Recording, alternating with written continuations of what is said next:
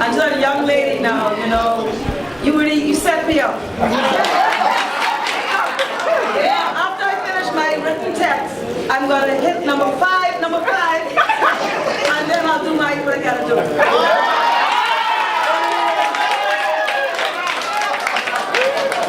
I gotta do a wardrobe change. Good evening, ladies and gentlemen. Good evening. My fellow PLPs, my fellow Bahamians, my brothers and sisters. I want to acknowledge the presence of our leader, Right Honourable Glenys Hanna-Martin.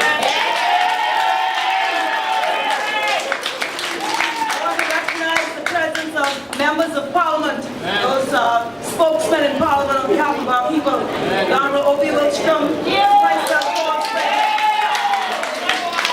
Senator President Bridgewater, Citizen,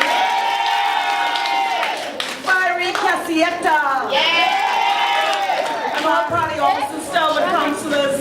Good evening again. Good evening. Ladies and gentlemen, it's good to be here this evening on this beautiful island of Grand Bahama, in this great country, this Commonwealth of the Bahamas. But my brothers and sisters, we gather here tonight in uncertain times.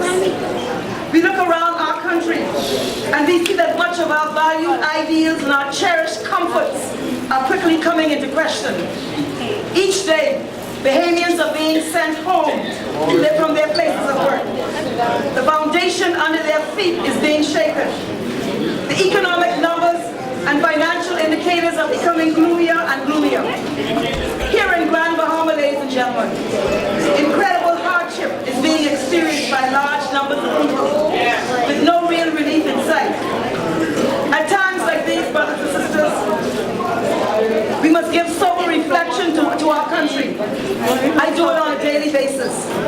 I see that this country is in a crisis of major proportions. I look at the physical deterioration of our country with infrastructure in crumbling disrepair. I sense a struggle in trying to keep essential services operating at an acceptable level. I watch and listen to the rising numbers of crimes of violence and homicide, much of it now being done in public places and in broad daylight. I look at the statistics relative to the underperformance and underachievement of school children, including the alarming rate of illiteracy among older students. I couple with this in my contemplation the large number of skilled, highly trained young Bahamians who, after pursuing studies abroad, never return to our shores.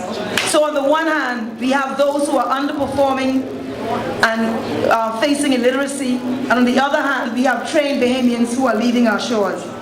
I look at the huge number of Bahamians who have been unable to access critical medical care because they lack the resources being required.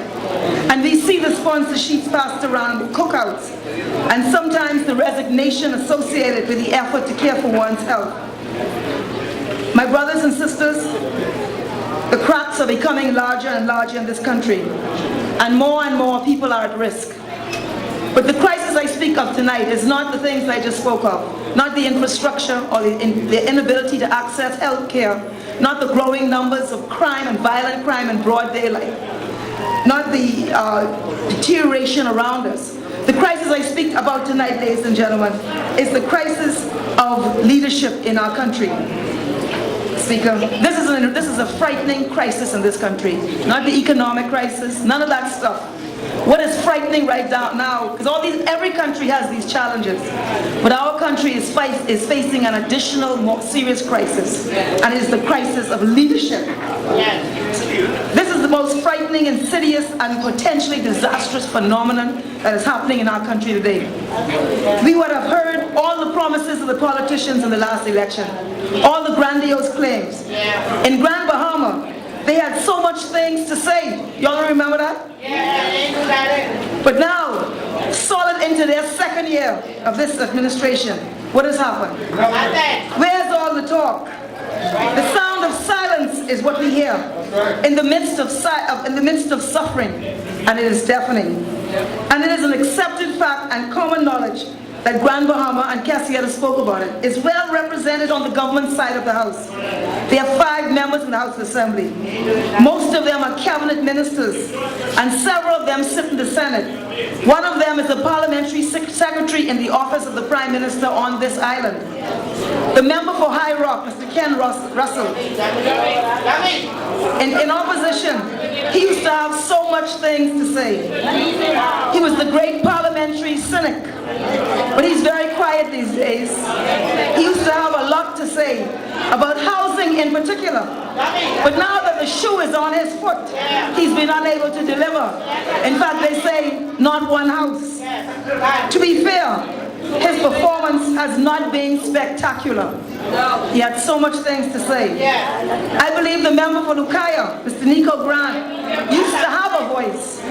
He seems to have mellowed out and gone a little quiet now. I don't think it was helpful to him that he was so quickly moved from the Ministry of Tourism, and that people are now calling him the worst Minister of Tourism in the history of the Bahamas. But they had so much things to say, so much things, especially about Grand Bahama. And today, our country is facing very serious challenges, and we have a government that does not appear to know what to do. Ladies and gentlemen, this is a crisis of leadership in our country. You know, I was musing with a friend a few days ago about the acceptance speech of President-elect in the United States of America, Barack Obama.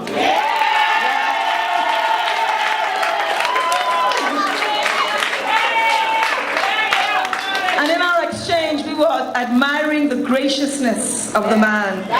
His words of healing, his words of inclusiveness, his projections of hope and high ideals, his upliftment of his country and his people. And then the conversation, we made the comparison of our Prime Minister's speech on Clifford Park. In contrast,